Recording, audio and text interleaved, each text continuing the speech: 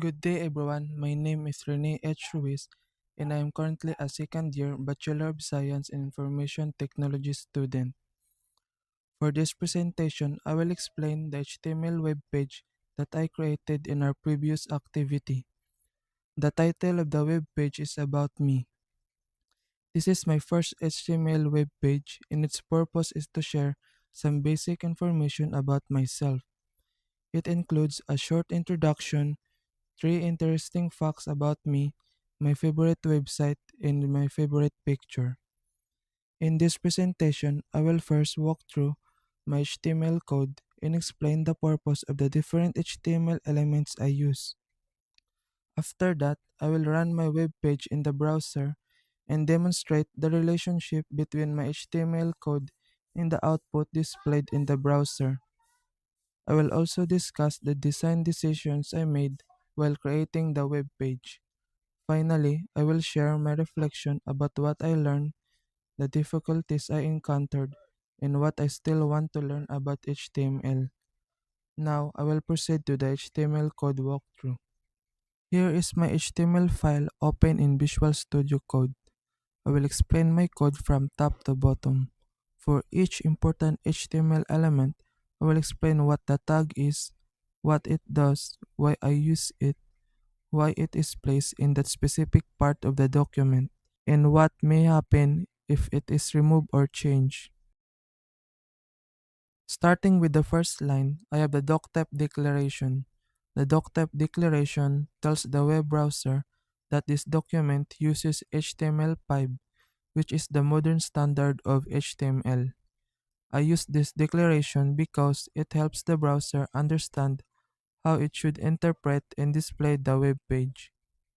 It is placed at the very top of the document because the browser should know the document type before processing the rest of the HTML code. If I remove the doctype declaration, the web page may still appear in the browser. However, the browser may use an older rendering mode.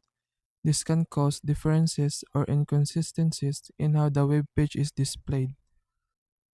Next, I have the opening HTML tag.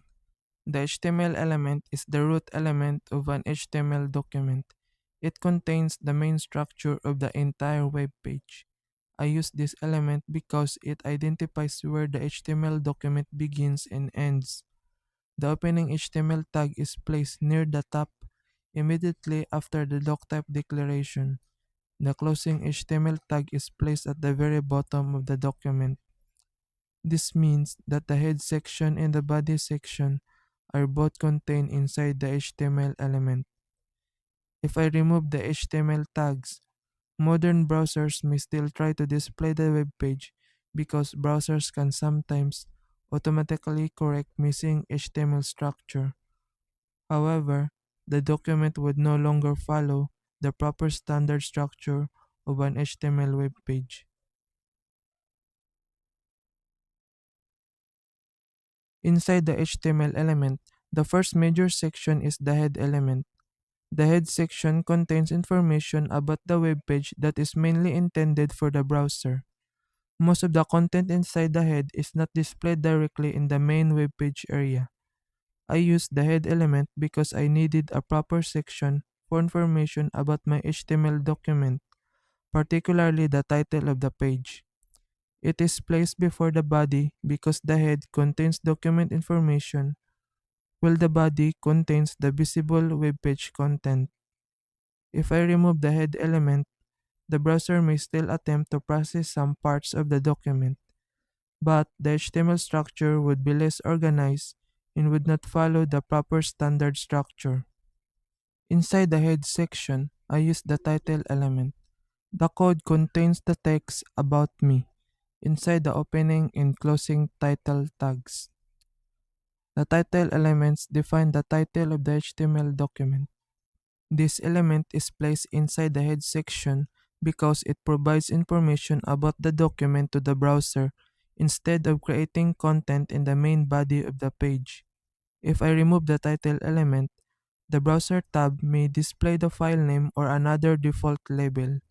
If I change the text from About Me to another title, the text displayed on the browser tab will also change.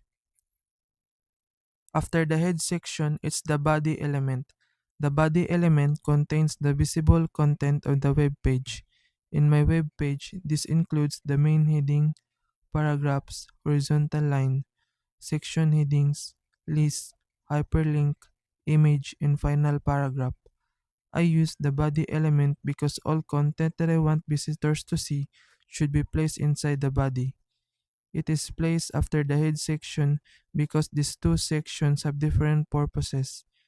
The head contains information about the document while the body contains the actual content displayed to the user.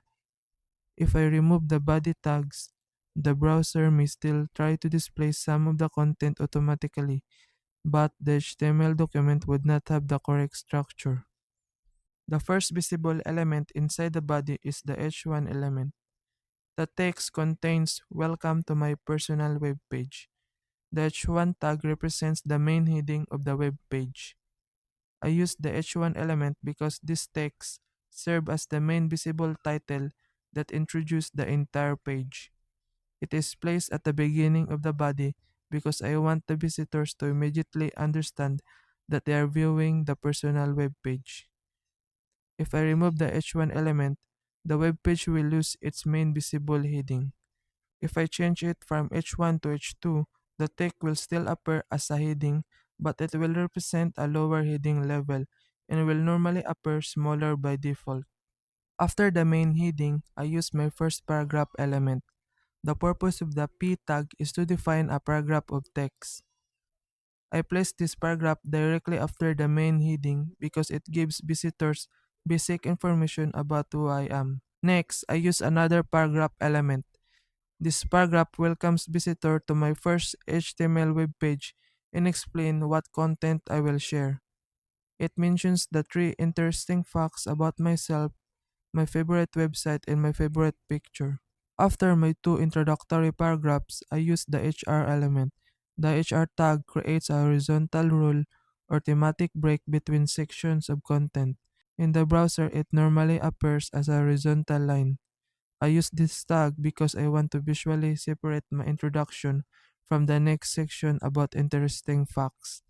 If I remove the HR element, all the content will still appear, but there will no longer be a visible horizontal separation between the introduction and the next section. Next, I use an H2 element. The text contains three interesting facts about me.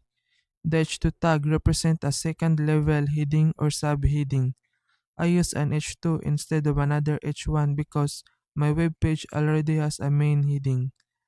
The interesting facts section is a smaller topic under the overall main topic of my personal web page. If I remove this heading, the list will still appear, but visitors may not immediately understand what the list represents. If I change the H2 to an H1, it would give this section the same heading level as the main page heading, which would make the structure list clear. Under the heading, I use a UL element. The letters UL stand for unordered list. An unordered list is used to group related items when they do not need to follow a specific numerical order. By default, browsers usually display the items with bullet points. Inside the unordered list, I use three LI elements. The letters LI stand for list item. Each LI element represents one individual item inside the list. These list items are placed inside the UL element because list items should belong to a list container. If I remove one LI element, that specific fact will disappear from the web page. If I remove the LI tags but keep the text, the information would no longer be properly structured as individual list items. After the list, I use another H2 heading. The text contains my favorite website. I use the same H2 heading level because this is another section under the main topic of my personal web page. It is placed before the hyperlink because it introduces the purpose of the link that follows. If I remove this heading, the link will still work, but the web page will be less organized because visitors may not immediately know why the link is there. Using headings makes the content easier to understand and scan. Below the favorite website heading, I use an anchor element. The anchor element is represented by the A tag. Its purpose is to create a hyperlink that users can click. Inside the opening anchor tag, I use the href attribute. The href attribute specifies the destination of the hyperlink. In the code, the destination is YouTube. The visible clickable text says visit my favorite website. If I change the value of the href attribute to another website address, clicking the link will take the user to that different destination. This heading introduced the image section of my web page. I use H2 again because this section is at the same structural level as the three interesting facts about me section in the my favorite website section. It is placed immediately before the image because it tells visitors what the following content represents. If I remove this heading, the image will still display, but the page will lose some organization and context. Next is the image element. The image tag is used to display an image on a web page. In the code, the image element contains three important attributes: CRC, alt, and width. I will explain each one. First is the CRC attribute. The letter CRC means source. The source attribute tells the browser where to find the image that should be displayed. In the code, I use an online image address as the source. I use the CRC attribute because the browser needs to know the location of the image file. If I remove the source attribute, the browser will not know which image to display. If the image address is incorrect, unavailable, or changed, the picture may fail to load. The second attribute is the alt attribute. The word alt refers to alternative text. My alternative text says a picture of my family. The purpose of the alt attribute is to provide a text description of the image. The third attribute is the width attribute. In the code, I set the width to 400. The width attribute controls the display width of the image. I use this because I want the picture to appear at a manageable size on the web page instead of possibly appearing too large. If I remove the width attribute, the image may display according to its original or natural size. After the image, I use one final paragraph element. I use a paragraph tag because this sentence provides a short explanation of why the image is meaningful to me. If I remove this paragraph, the image will still display, but visitors will not know why I consider it my favorite picture. This paragraph adds a personal meaning and context to the image. Finally, at the bottom of the code, I have the closing body tag and the closing HTML tag. The closing body tag marks the end of the visible web page content. The closing HTML tag marks the end of the entire HTML document. These closing tags are placed at the bottom because all of my web page. These clothing these closing tags are placed at the bottom because all of my web page content must be contained inside the proper structure. This completes my HTML code walkthrough. Now I will demonstrate my web page by running it using live server. Here is the output of my HTML web page in the browser. I will now demonstrate the relationship between my HTML code and the displayed output. First, at the top of the browser tab, we can see the title About Me. This comes directly from the title element inside the head section of my HTML code. As we can see here, the text inside the title tags is About Me. That same text appears on the browser tab. This demonstrates that the title element affects the browser tab rather than creating visible content inside the main web page. Next, at the top of the actual web page, we can see the large heading, Welcome to my personal web page. This comes from my H1 element.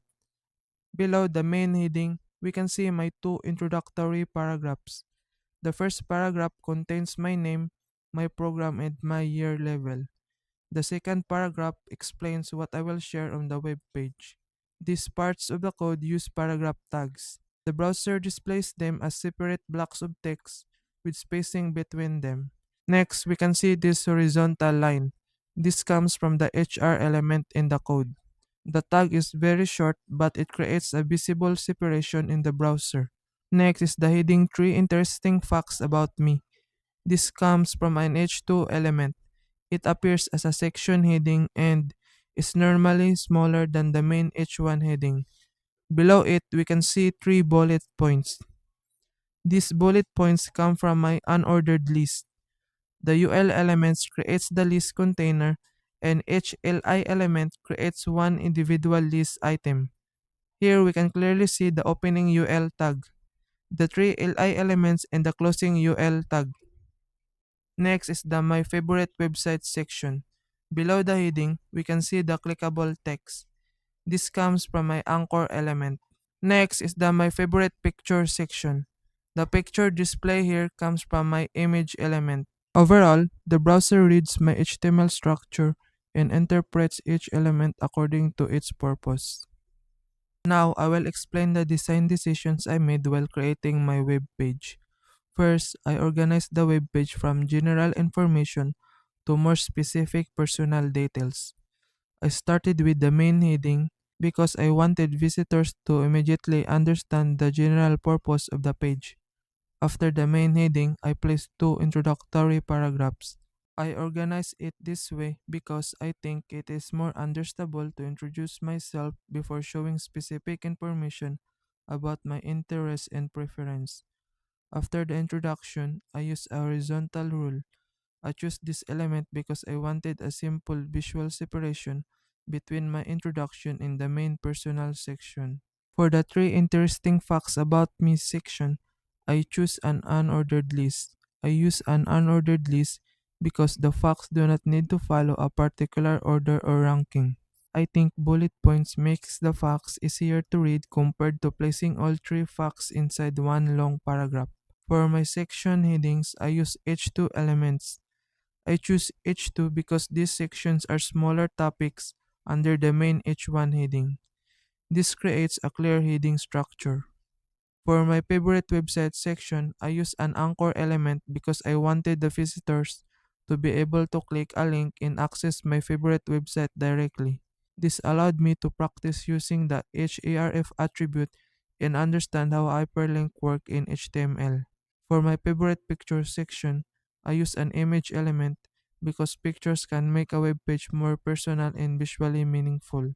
Overall, I kept the design simple because the main goal of this activity was to practice basic HTML elements. If I were given more time, I would improve my web page by learning and adding CSS. For example, I would add a background color, improve the font styles, adjust the spacing between sections, and possibly center some parts of the web page. However, for this activity, I choose to keep the web page simple so I could focus on understanding the fundamentals of HTML. To conclude my presentation, I will now share my synthesis and reflection about this HTML activity. One of the most important concepts I learned is that HTML provides the structure of a web page. I learned that different tags have different purposes. I also learned that importance of proper HTML structure, such as using the HTML head and body elements correctly. This activity helped me understand that HTML organizes web page content and give its meaning. The most essential tags are HTML, head, body, heading tags, and paragraph tags. These tags provide the basic structure and organize the content of a web page. One difficulty I encountered was making sure my HTML code had a correct structure and that the tags were properly placed. I also had some difficulty displaying the image correctly. I solved these problems by reviewing my code, checking the tags and attributes, and testing the web page in the browser using Live Server. This activity helped me understand the direct relationship between HTML code and browser output. One thing I still want to learn is how to create more advanced and interactive web page. I want to learn more about HTML forms and semantic elements. I also want to improve my knowledge of CSS so I can create web pages that are more attractive, responsive, and interactive.